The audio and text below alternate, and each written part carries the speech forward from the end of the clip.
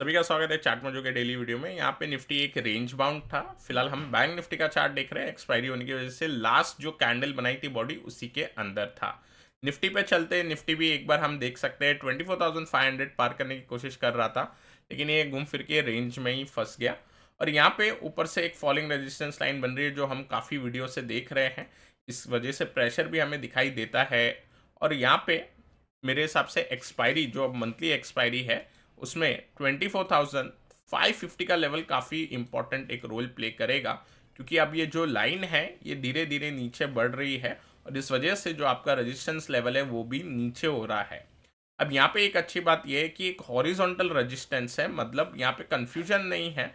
सारे लोग ने 24,500 को एज अ की रेजिस्टेंस यहाँ पे मान लिया है। तो मेरे हिसाब से जो 24,500 का लेवल है यही रेजिस्टेंस की तरह एक्ट करना चाहिए, लेकिन ये ब्रेकआउट हो गया तो 50 पॉइंट ऊपर एक स्पाइक मिल सकता है। लेकिन मेरे हिसाब से मेजर लेवल अब जो हमें ट्रैक करना होगा वो होगा 24,550। और अगर हम पोजिशनल टाइम फ्रेम के लिए देखते हैं तो 24,550 की क्लोजिंग मिलना इंपॉर्टेंट है, तभी हम अपना बायस फिर बदलेंगे। अब दोस्तों यहाँ पे बायस जो रखना है वो न्यूट्रल टू माइनर नेगेटिव ही रखना है। बाकी बैंक निफ्टी तो क्लियर है लेवल। एक बार निफ्टी पे मैं डाउन साइड का लेवल बता दूं, मेरे हिसाब से एक्सपायरी वाले दिन अगर हमें 24,150 टूटता हुआ दिखाई दे तो थोड़ा बहुत नीचे जा सकता है। अभी 24,150 इसीलिए क्योंकि लास्ट 2 दिन हम इस पे सपोर्ट ले रहे हैं। तो एग्जैक्ट अगर हमें लेवल निकालने हैं लो के तो लगभग आपका निकल के आएगा 24,140 और दूसरे और उससे प्रीवियस रेट 24,134। तो आप 24,150 से लेके 24,130 ये रेंज को ट्रैक कर सकते हैं। जैसे ही ब्रीच होगा मेरे हिसाब से 24,000 की एक बार निफ्टी लेवल टच कर सकता है।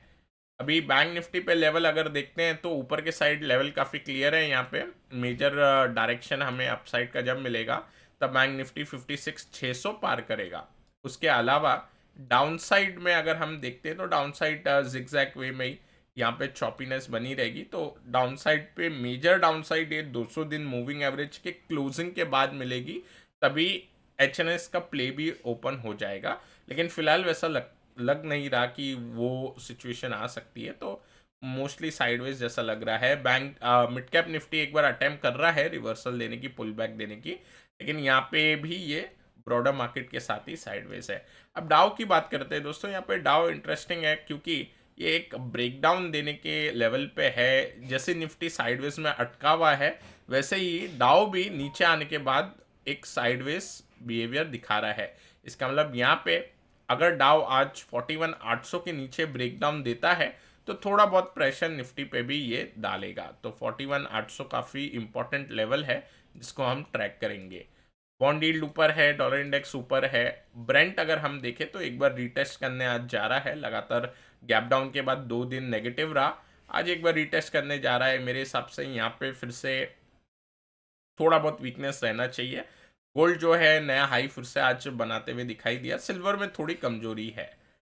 बाकी काउंटर की बात करें तो वोल्टास के ऊपर एक बार अपडेट दे देता हूँ। वोल्टास क्योंकि हम अपने चार्ट स्टडी में कर रहे थे तो ऐसा लग रहा था कि रिजल्ट जो है वो न्यूट्रल जैसे लग रहे थे। कल मैंने वीडियो में आपको बताया था neutral to minor positive type, क्योंकि उनका नेट प्रॉफिट काफ़ी ज़्यादा बढ़ के आया है। लेकिन अगर हम वोल्टास को ही हेवल्स से कंपेयर करके देखेंगे तो लगभग हेवल्स की भी जो सेल्स थी वो सिमिलर 10% से बढ़ी थी और यहाँ पे वोल्टास की भी सेल 10% से बढ़ी।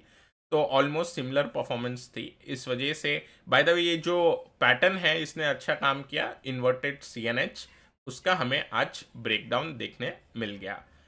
अभी एज सच हमने जो काउंटर डिस्कस किए थे ब्रेकडाउन के लिए उसमें से वोल्टास एक था। उसके बाद बजाज ऑटो पे सिर्फ हम एक नॉर्मल एग्जांपल की तरह ले रहे थे, चार्ट स्टडी तो नहीं की थी इसके ऊपर।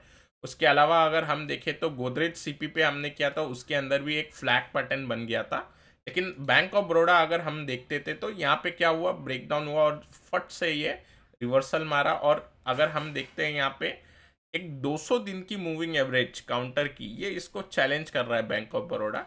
तो यहाँ पे जो चार्ट स्टडी थी वो गलत पड़ गई। बाकी सीमेंट सेक्टर भी अगर हम देखते तो एक बार के लिए डाउन मूव तो बनी। हम देख सकते हैं हमारे लेवल पे ब्रेकडाउन आया 4170 पे, वहाँ से लगभग 170 पॉइंट नीचे गया और उसके बाद यहाँ पे रिजल्ट वाले दिन उसके बाद ये रिवर्सल मारा। सो सीमेंट वाले काउंटर हम बोल सकते हैं कि एक न्यूट्रल टाइप जो चार्ट स्टडी करके गए थे, तो उसको हम बोल सकते हैं कि एक ना ही एग्जैक्टली राइट जाएगा ना ही रॉन्ग जाएगा, क्योंकि डाउन मूव तो बनी लेकिन ये फिर उसके बाद ऊपर रिवर्स हो गया। और बाकी एक और सीमेंट हमने काउंटर देखा था, वो था ग्रासिम।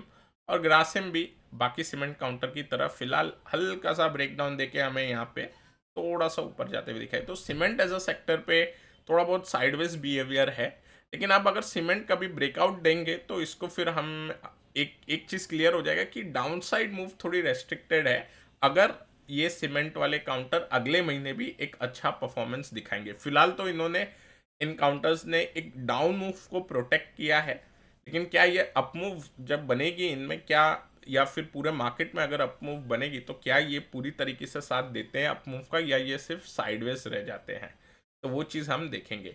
बाकी दोस्तों मैं आशा करता हूँ आपको ये वीडियो पसंद आया होगा। पसंद आया तो लाइक करें, नए हमारे चैनल पर तो सब्सक्राइब करना ना भूलें। Till then take care, I will meet you in the next video.